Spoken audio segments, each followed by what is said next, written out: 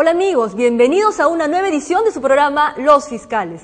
Queremos en primer lugar agradecer los saludos tan afectuosos que hemos recibido por el primer aniversario del programa, de parte de los integrantes del Ministerio Público, así como de las autoridades más representativas de nuestro sistema de justicia. Ello nos compromete a seguir esforzándonos para brindarles ediciones que conciten cada vez más el interés de la ciudadanía en general. Pasando al tema de hoy, les comentamos que analizaremos una de las problemáticas más preocupantes y vigentes de nuestra realidad nacional. Nos referimos a la violencia juvenil.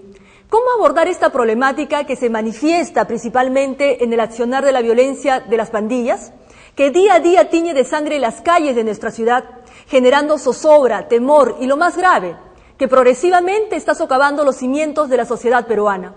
Este y otros aspectos relacionados a los actos violentos de nuestros jóvenes y adolescentes serán analizados hoy con expertos en el tema. Ahora ustedes verán un reportaje basado en el diagnóstico actual de la violencia juvenil. Adelante.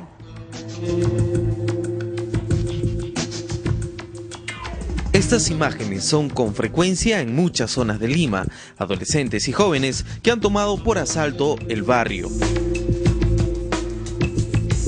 La más clara expresión de la violencia juvenil es la pandilla, jóvenes que ya no solo se enfrentan por una vieja rivalidad entre barrios, ahora han surgido con muchas matices criminales, han cambiado los palos y las piedras por las armas de fuego, han convertido su zona en tierra peligrosa y cada vez más violenta. Una mirada a esta situación la brinda el estudio realizado por la Policía Nacional. Este informe reveló que en Lima y Callao existen 12.128 jóvenes y adultos que integran 410 pandillas, responsables de 5.318 hechos delictivos. El documento denominado Estudio Situacional de la Violencia Juvenil en Lima y Callao 2007-2008 revela que los sectores Lima Sur y Lima Norte son los que concentran el mayor número de hechos delictivos cometidos por pandillas, con 2.235 hechos ilícitos y 1.070 faltas.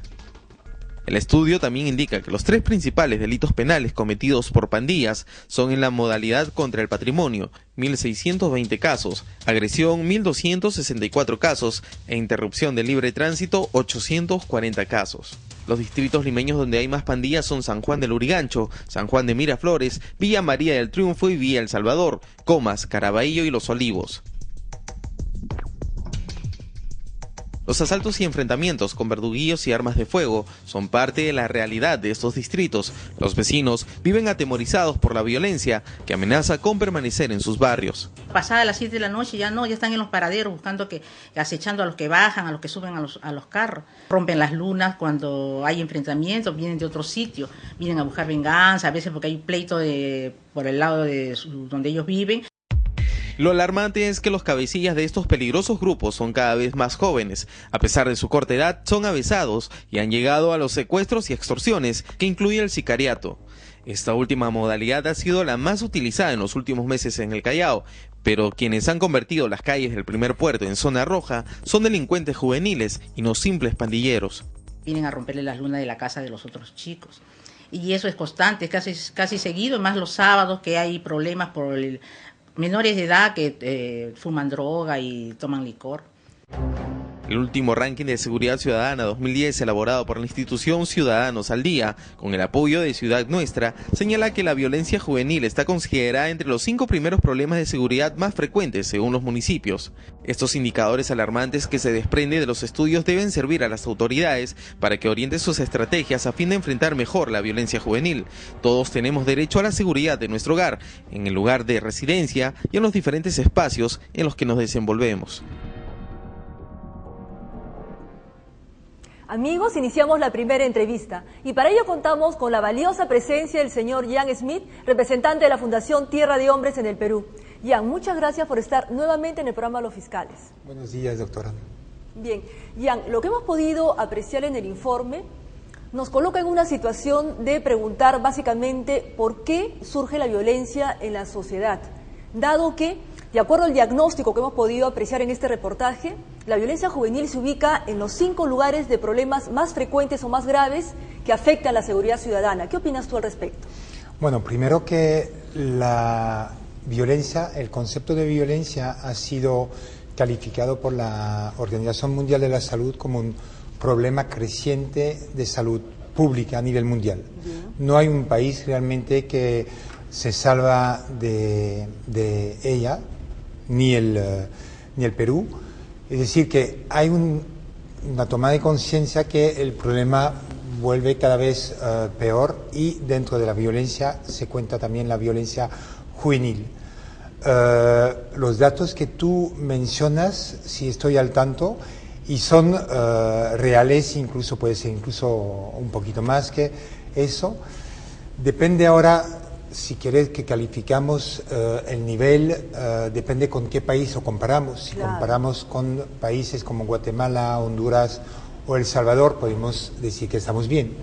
Pero si comparamos con otros países, y debería ser así, que tiene menos problema, diríamos que tenemos que actuar y no esperar de crecer y tener niveles como los de Centroamérica, ¿no?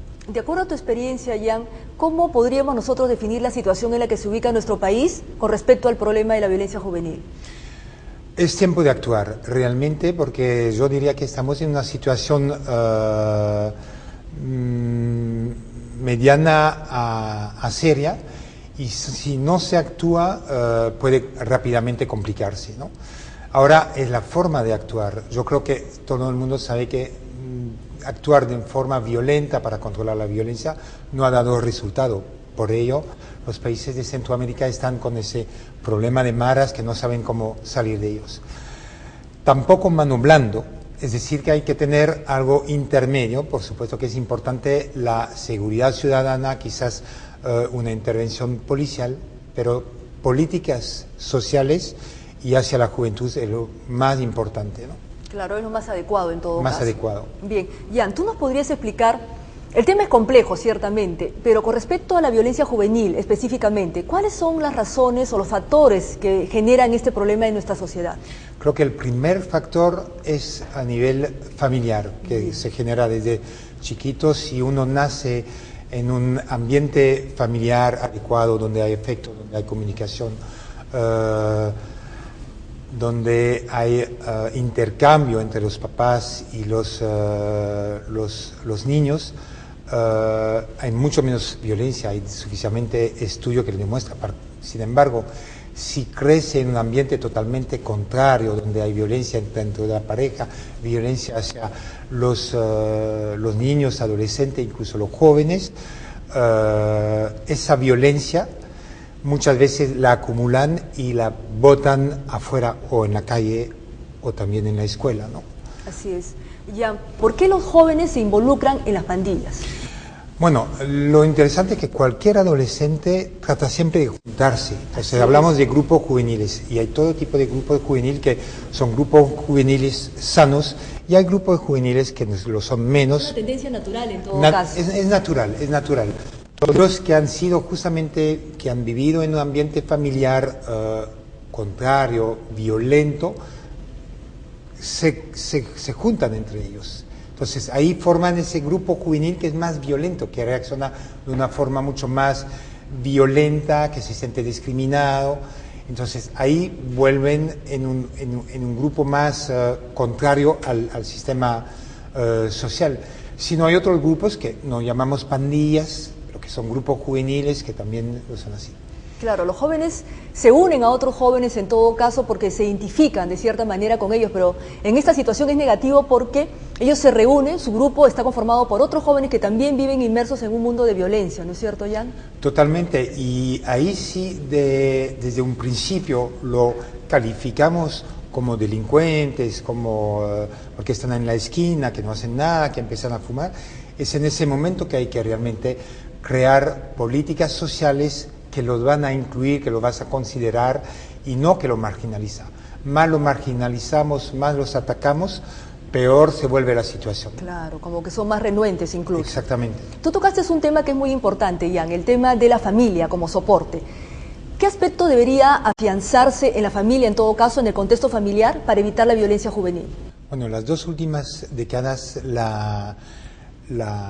el grupo familiar ha cambiado bastante, ¿no? Los padres son menos presentes, los niños, adolescentes más abandonados, entonces, bueno, se meten mucho en la computadora o salen con los amigos, ¿no?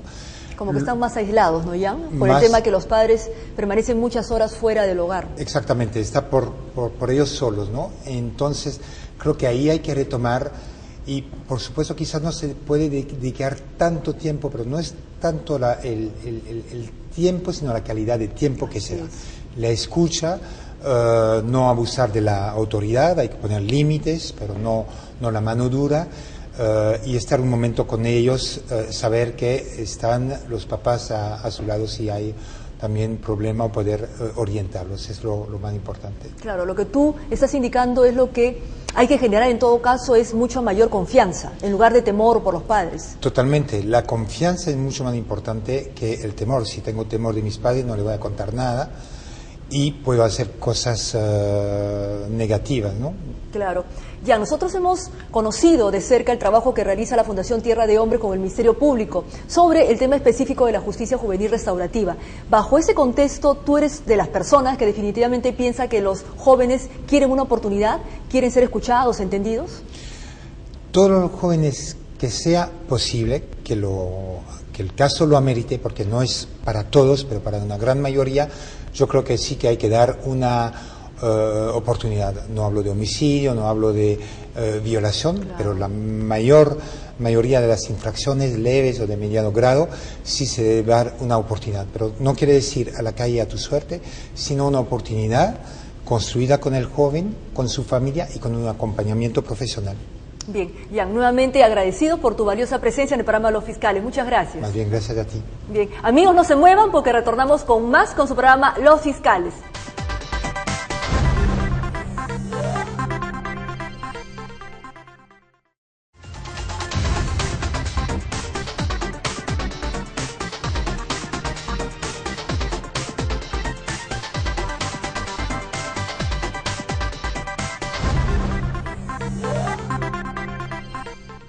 Amigos, estamos de retorno en su programa Los Fiscales.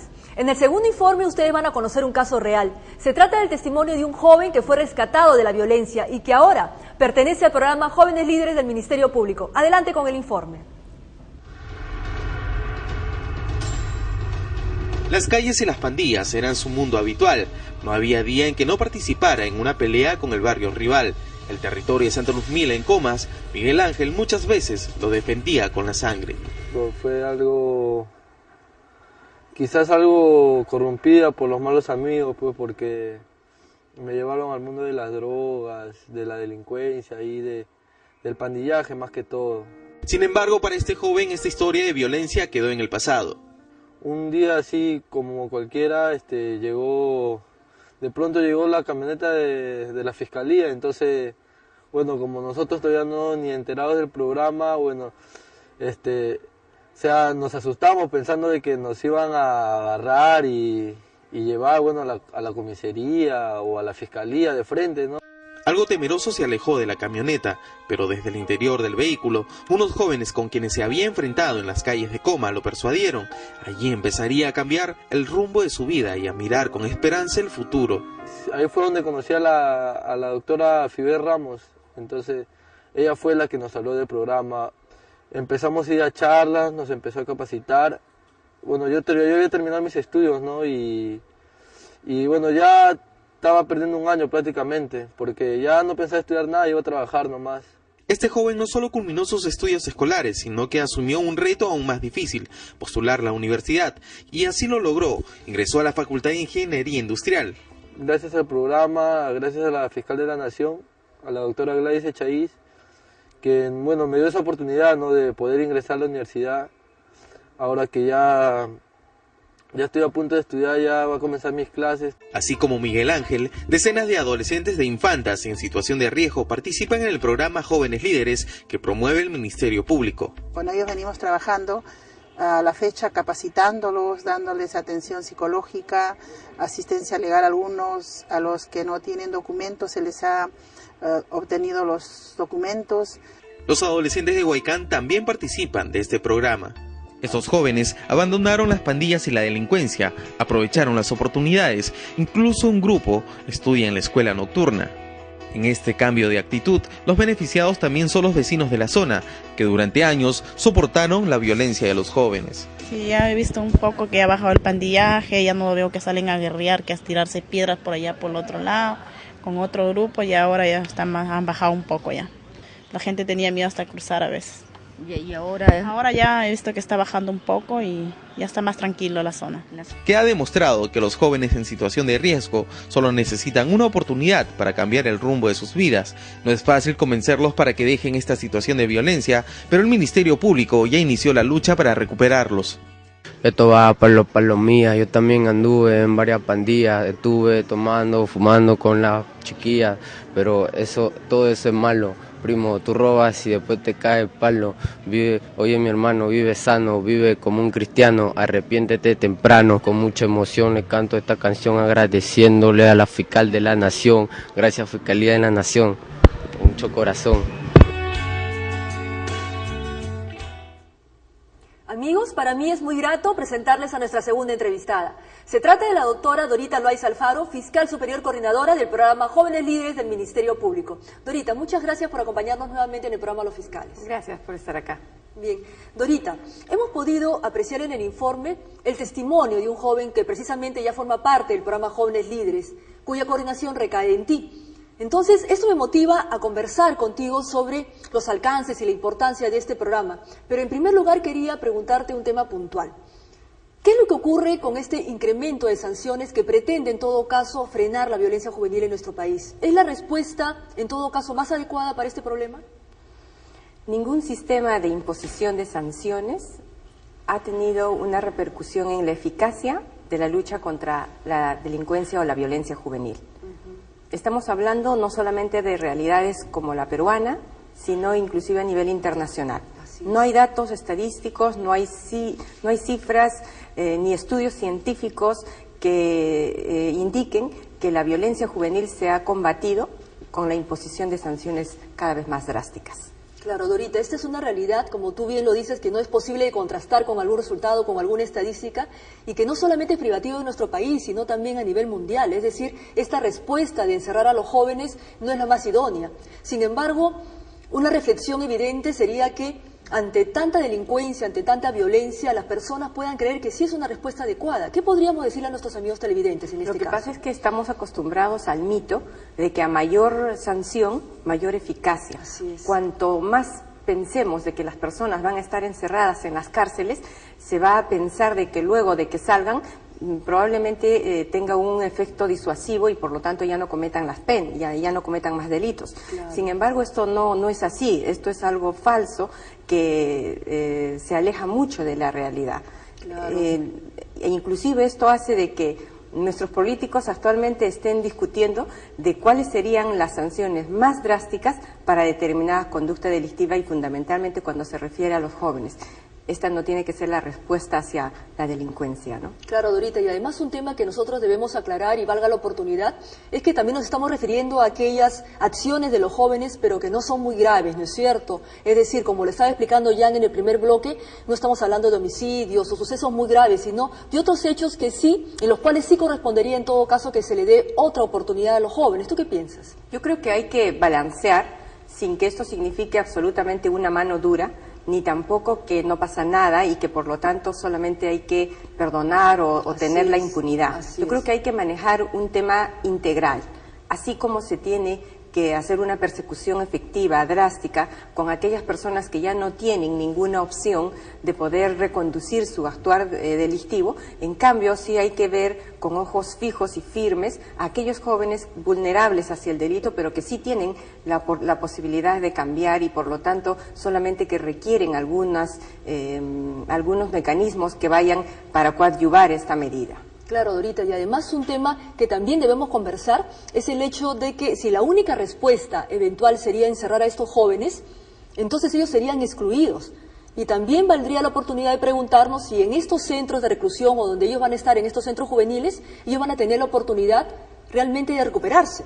¿O no es que en este sitio van a aprender mayores delitos y van a salir mucho más avesados de lo que ingresaron? Probablemente esa sea la realidad, porque inclusive no solamente en casos como en el Perú, donde lamentablemente nuestras cárceles no son las mejores, pero en realidades carcelarias, en realidades penitenciarias muy elevadas, inclusive en cárceles modelo, en países muy avanzados, no se ha visto que la respuesta adecuada al delito sea el encerrar a las personas. Claro que sí. Dorita, y vamos ya al tema puntual de Jóvenes Líderes. Nosotros ya hemos conversado en anteriores programas sobre este importante programa que forma parte de la política de persecución estratégica que lidera la doctora Gladys Echaíz, fiscal de la Nación.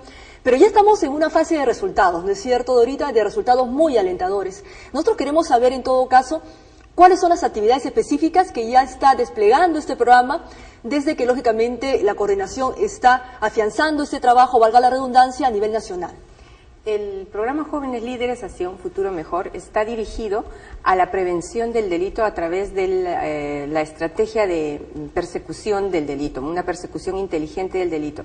Tiene como objetivo reconducir el actuar hacia un actuar positivo de los jóvenes que se encuentran en una condición proclive al delito, en una situación de riesgo delictivo. Jóvenes en riesgo. Así es.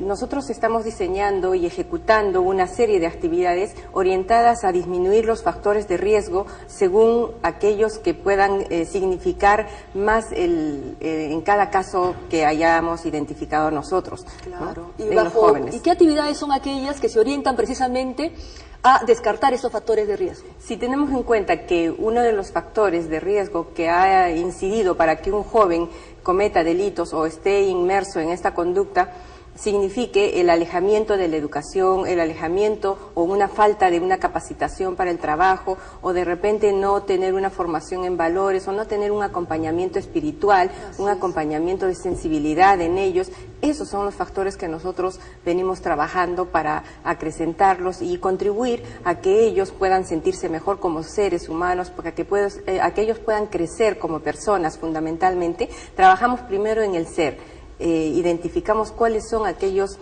problemas que tiene este joven para que se eleve su autoestima, se crea y que se sienta como un ser importante, y a partir de eso pueda efectivamente tener las oportunidades de reinsertarse a la educación si es que la dejó, capacitarse para el trabajo, es decir, elevamos el nivel de empleabilidad en el joven. Y también una formación en valores, que es lo más importante para los chicos. Claro que sí. Dorita, ¿tú nos puedes informar a nuestros amigos televidentes que están tan interesados en este tema, cuántos son los jóvenes que ya forman parte del programa Jóvenes Líderes a nivel nacional? Bueno, tenemos primero aplicando el programa en todas las capitales de región, en todo el país, 1.880 jóvenes a lo largo del país, ¿no? Bien, es un número muy importante, Dorita. Y fíjate, lo último que ya quería comentar contigo antes de culminar la entrevista es el hecho que tenemos algunas cifras que nos ha podido alcanzar respecto al total de beneficiarios en este programa de Jóvenes Líderes. Y fíjate que, bueno, al margen de Lima, que es el primer lugar en donde ya se hayan inscrito 300 jóvenes, un tercer lugar muy importante lo ocupa La Libertad, precisamente con 146 jóvenes. Y esto nos llama a reflexión, porque precisamente de esta zona del norte, de La Libertad, de Trujillo en específico, nos vienen noticias muy alarmantes sobre el incremento de la delincuencia, la violencia juvenil. Ya finalmente, de una manera concreta, ¿qué te llama a reflexión este aspecto, Dorita? Nosotros estamos trabajando en La Libertad porque sabemos que es un lugar donde se viene incrementando la delincuencia, y entonces estamos atendiendo las necesidades de los jóvenes para evitar que en un futuro puedan ellos significar también parte del incremento en el número de conductas delictivas de La Libertad. Efectivamente, los fiscales de La Libertad, de Trujillo, son muy entusiastas y tienen con ellos ejecutando actividades de diferente índole: capacitación para el trabajo, el tema de la espiritualidad en los jóvenes, atención en valores, orientación legal, psicológica, ¿no? Diferentes actividades con ellos. Dorita, muchas gracias nuevamente por tu participación en el programa. Gracias también por invitarme. Bien, amigos, no se muevan, ya retornamos con más en su programa Los Fiscales. Ya regresamos.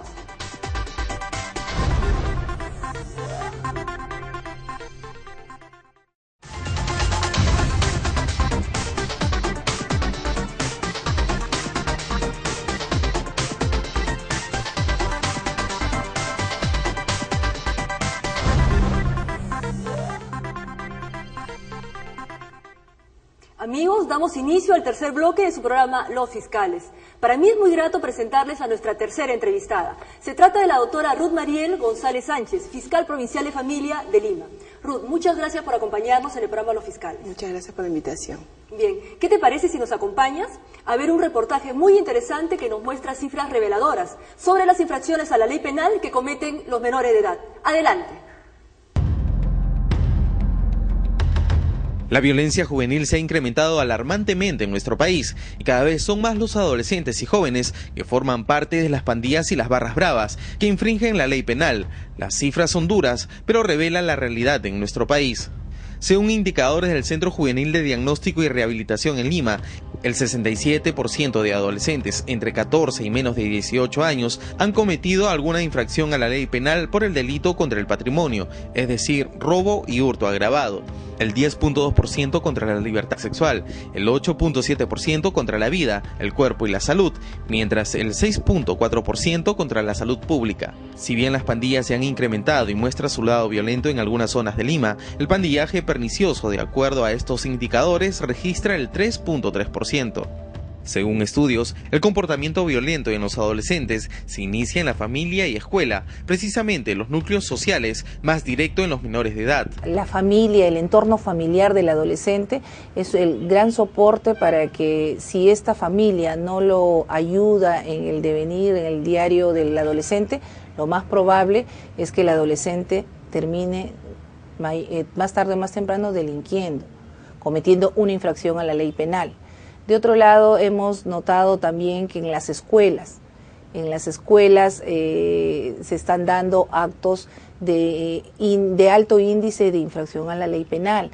Pero ¿cómo funciona el sistema una vez que el joven ha quebrantado la ley? Si el hecho lo está cometiendo y es en flagrancia, la policía puede intervenirlo, conducirlo a la sede policial. El miembro de la Policía Nacional, en primer término, tiene la obligación de darle una papeleta al adolescente donde le está diciendo, le comunica por qué hecho él se encuentra intervenido y ha sido conducido a la comisaría.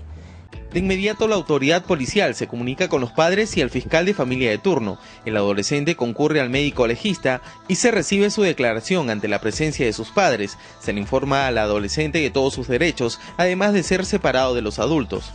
Si el fiscal considera que la infracción cometida por el adolescente requiere que el adolescente tenga que ser conducido a la fiscalía para formalizar denuncia y posteriormente conducido al local del Poder Judicial, al juzgado de familia, lo hará mediante un documento, un acta que levantará. El criterio que se adopta para la detención de un menor de edad dependerá de la gravedad de la infracción. De repente es un hurto menor y se ha recuperado, una tentativa de hurto, arrebató y devolvió el monedero.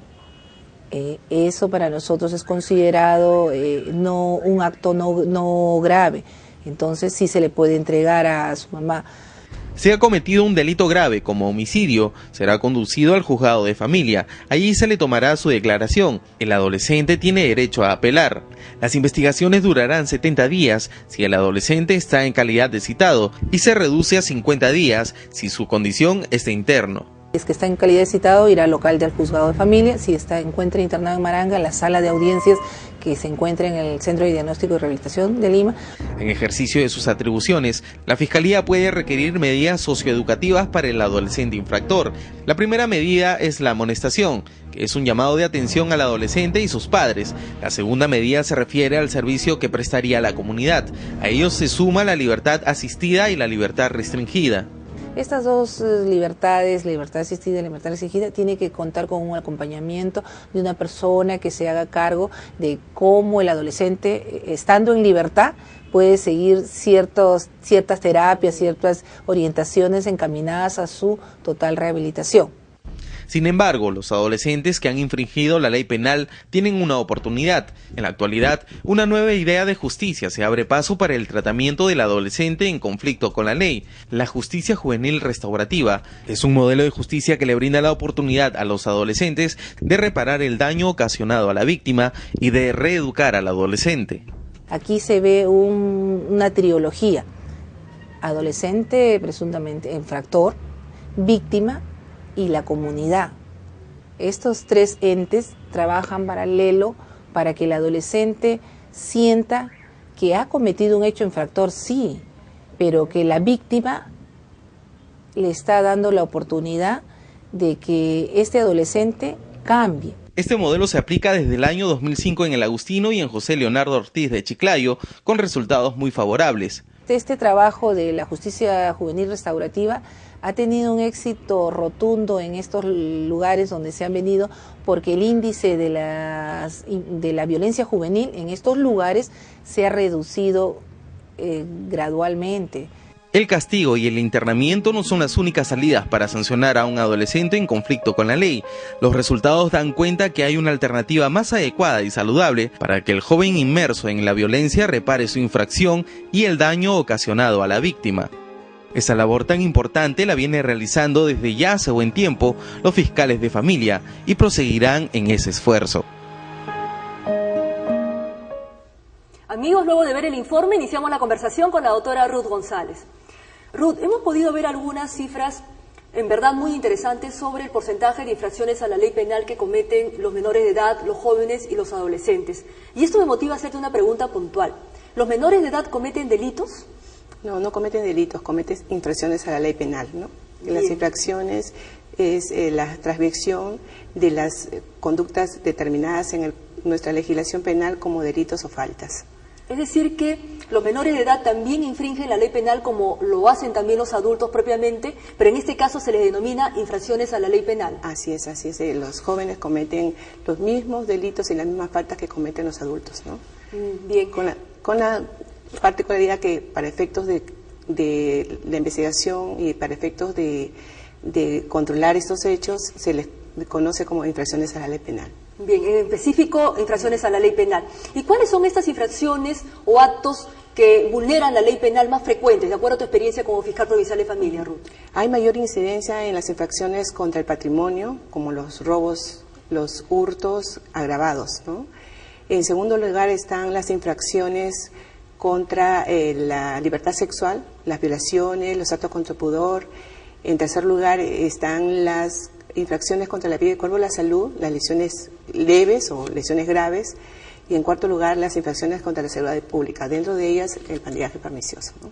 Bien, Ruth, y en específico, respecto a las funciones que cumple un fiscal de familia cuando conoce este tipo de acciones, infracciones a la ley penal propiamente, ¿cuál es la función específica que realiza un fiscal de familia? Bueno, por principio, como todos deben conocer, el fiscal de familia es el titular de la acción penal también en los casos de en las investigaciones de infracciones a la ley penal, ¿no? Nosotros conocemos los casos que nos remiten las policías después de concluida su investigación, o también los casos que van directamente denunciados a los diferentes despachos fiscales.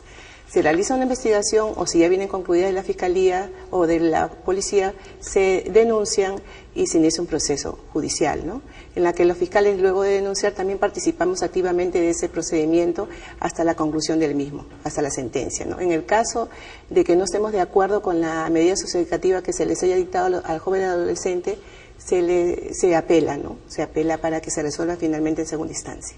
Ruth, nosotros estábamos conversando un poco antes de la entrevista acerca de una diferencia sustancial que creo que es importante que nuestros amigos televidentes conozcan, y es cuando participan los fiscales de familia en estos casos ante las infracciones a la ley penal, y se puede imponer en todo caso en el órgano judicial medidas de protección o medidas socioeducativas. ¿Cuál es la diferencia entre ambas situaciones?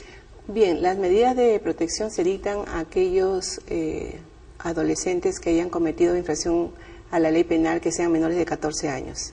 Y las medidas socioeducativas se dictan a los jóvenes que tengan 14 años hasta 18 años, antes de cumplir los 18 años, ¿no? Bien, ¿y cuál es el propósito de aplicar en todo caso medidas de protección cuando son menores de 14 años, Ruth?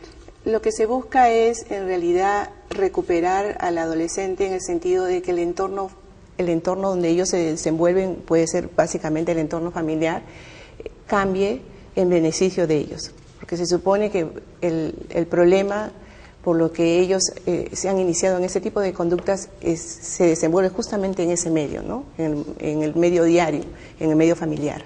Claro.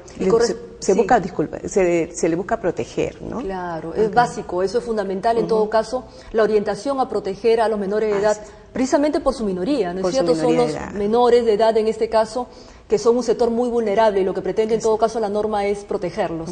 Bien, pasamos a otro punto también importante, Ruth. Nosotros también estábamos comentando un poco acerca de la aplicación de las medidas socioeducativas. ¿Estas le generan algún antecedente a los menores de edad? Ninguna. Hay un registro, ¿no? Hay un registro de adolescentes infractores que obra en cada Corte Superior, ¿no? En el caso de Lima también hay un registro en donde se establecen las sentencias de los jóvenes que han sido sentenciados y las medidas socioeducativas que se les ha aplicado. Bien, ¿y cuánto es el tiempo de vigencia de estas medidas socioeducativas que se imponen? En realidad no tiene un tiempo de vigencia, pero se entiende que sirve de un modo sustancial de brindar información a los magistrados hasta que estos chicos cumplen la mayoría de edad. Bien, Ruth, otro tema también muy importante que no podemos dejar pasar en alto, y es el tema de la remisión juvenil, que también es una acción muy importante que cumplen los fiscales de familia. ¿Cuál es el propósito? ¿En qué consiste la remisión juvenil, Ruth? La remisión juvenil viene a ser como una suerte de principio de oportunidad que se le aplica a los adultos. Lo que se busca con ellos es sacar al adolescente de un proceso judicial, ¿no? Evitar que pasen por un proceso judicial. En el caso de que las infracciones que hayan cometido no revisan mayor gravedad, ¿no? Claro, en estos casos de mínima lesividad o gravedad, sí procede a aplicar la remisión juvenil y bajo ciertas circunstancias, claro, ¿no es cierto? Y en el caso que fuera necesario se busca que resarzan de alguna manera a la víctima, ¿no? En el caso que fuera necesario. Claro. En líneas generales, es mucho más positivo darle esta oportunidad a los jóvenes que infringen la ley penal, pero en casos no muy graves, Ruth.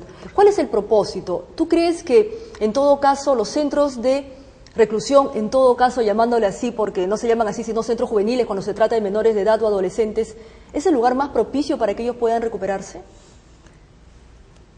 Por supuesto que no, ¿no? Lo mejor es que ellos se recuperen fuera de este tipo de centros, ¿no? Tal es así que nosotros usualmente lo que hacemos es dictar, además de aplicarle la remisión, lo que hacemos es recomendar o le pedimos al adolescente conjuntamente con su familia, porque es un compromiso familiar también con los padres, que acudan a servicios de orientación al adolescente o que reciban un tipo de terapia, lo que consideremos pertinente, que los ayude a ellos a reconducir su conducta, ¿no? Sin necesidad de entrar a un proceso judicial. Claro que sí, y en esa función definitivamente el Ministerio Público cobra un papel muy importante, Ruth. Las estadísticas nos lo están revelando. Ruth, ya se ha quedado muy corto el tiempo, así que en otra oportunidad tendremos el gusto de tenerte presente aquí en el programa. Muchas gracias. Ok, muchísimas gracias a ustedes también. Bien, amigos, no se vayan porque ya retornamos con más, con lo último del programa Los Fiscales.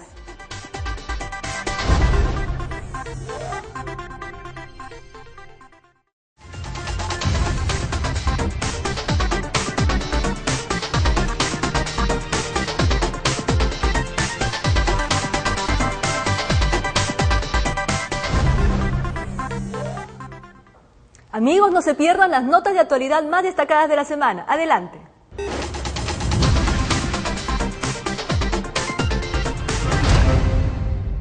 Luego del éxito alcanzado en Lima y diversas provincias, en Tacna, la fiscal superior Lina Dorita Loaiza realizó el lanzamiento del programa Jóvenes Líderes hacia un futuro mejor, con una jornada de capacitación en la que participaron 43 jóvenes del Hogar Santo Domingo Sabio y jóvenes de la calle. El programa tiene como objetivo llegar a los jóvenes en situación de riesgo con una propuesta que les permita desarrollarse en la sociedad. Los participantes se capacitarán en las carreras de cosmetología y gastronomía. La actividad desarrollada en el auditorio del Hogar Santo Domingo Sabio del INAVIF se ejecuta en respuesta a la política institucional de persecución estratégica del delito del Ministerio Público. 250 fiscales escolares y fiscales escolares ambientales se interconectaron con 7 distritos judiciales del país en el primer taller videoconferencia de las fiscalías escolares. La actividad organizada por el Ministerio Público fue inaugurada por el fiscal supremo Pablo Sánchez Velarde, quien resaltó la importancia del taller. Buenos días, mi nombre es Sergio Renato. Mediante este avanzado medio de comunicación, escolares de Cusco, Piura, Pasco, Huaura, Trujillo, Arequipa y Lima abordaron el tema de los derechos humanos. Sin duda, una experiencia inolvidable y enriquecedora que se repetirá en otras provincias. Con el propósito de reducir el índice de delitos entre los jóvenes considerados en situación de riesgo, la Junta de Fiscales Superiores de Lima Sur presentó el proyecto Fortalecimiento de las Fiscalías de Familia en la aplicación del modelo de justicia juvenil, primera etapa en Lima Sur. El anuncio estuvo a cargo del presidente de esa sede, doctor Janmerly Carrasco, quien resaltó el apoyo que la fiscal de la Nación, doctora Gladys Echaíz Ramos, brinda a este sector de la población. Estamos siguiendo simplemente la línea de acción instaurada por la señora fiscal de la Nación con la finalidad de atacar estos hechos delictuosos a nivel de la prevención.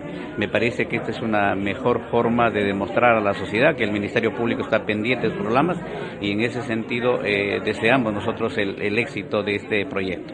El proyecto cuenta con el apoyo de profesionales de Derecho, Psicología y la Asistencia Social, quienes vienen trabajando para disminuir la tasa de delitos en la zona sur de Lima.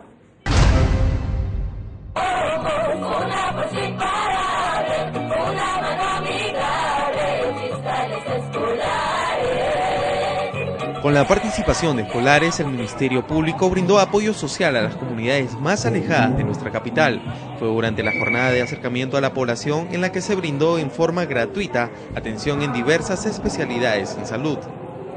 Con las jornadas de acercamiento, el Ministerio Público busca fortalecer su rol social y preventivo a nivel nacional, objetivo que recibe el apoyo de las empresas privadas y el Club de Leones, que unieron esfuerzos por llevar alegría a grandes y pequeños.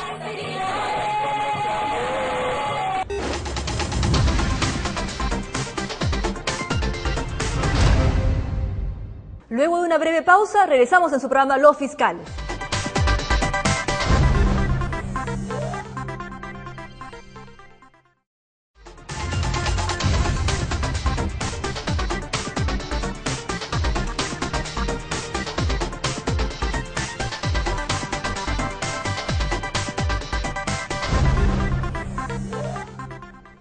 A continuación, sus dudas sobre la violencia juvenil serán absueltas en su sección tan esperada. Preguntas frecuentes del público. Adelante.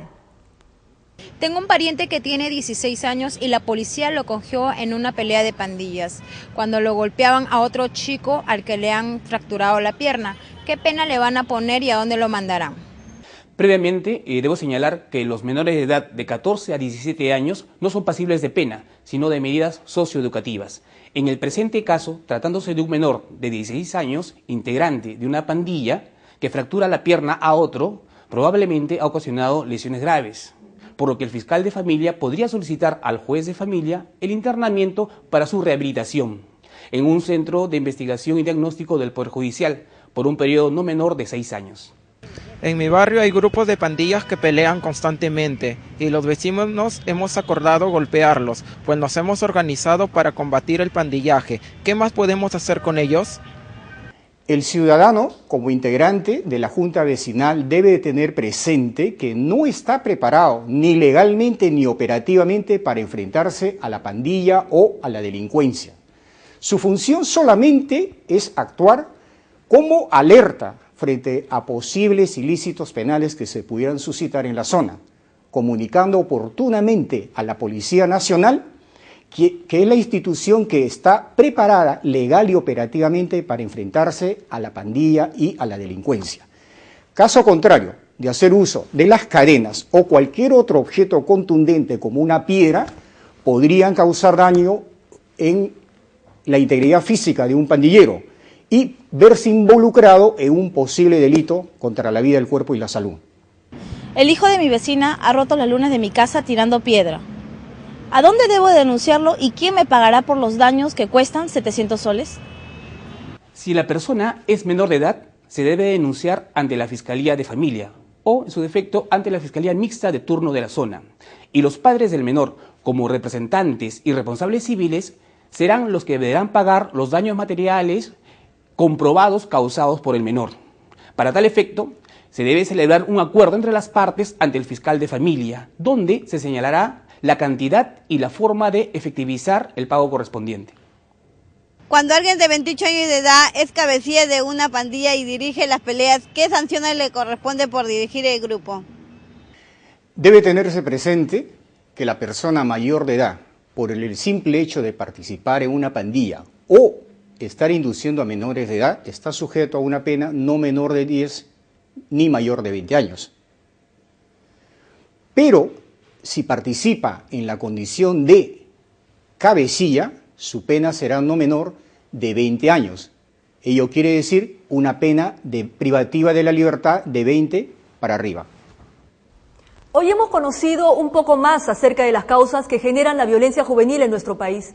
Hemos comprendido también que los jóvenes solo buscan la oportunidad de ser escuchados, comprendidos y que se les brinde la posibilidad de salir del mundo de violencia en el que están inmersos, para ser personas de bien y queridos en su entorno social y familiar. En este propósito juega un rol preponderante el Ministerio Público, que a través de su política preventiva está alcanzando resultados realmente alentadores para recuperar a nuestros jóvenes y adolescentes en situación de riesgo. Ahora, amigos, ya nos despedimos, no sin antes recordarles que sigan enviando sus consultas y comentarios al correo de los fiscales como a la página web de su programa. Es muy importante para nosotros porque nos permite trabajar cada vez mejor. Nuevamente les agradecemos su compañía y los invitamos la próxima semana, Dios mediante, a una nueva edición de su programa Los Fiscales. Y siempre por la señal de TV Perú, el canal de todos los peruanos. Y no lo olviden, nosotros, los fiscales, estamos siempre a su servicio. Muchas gracias.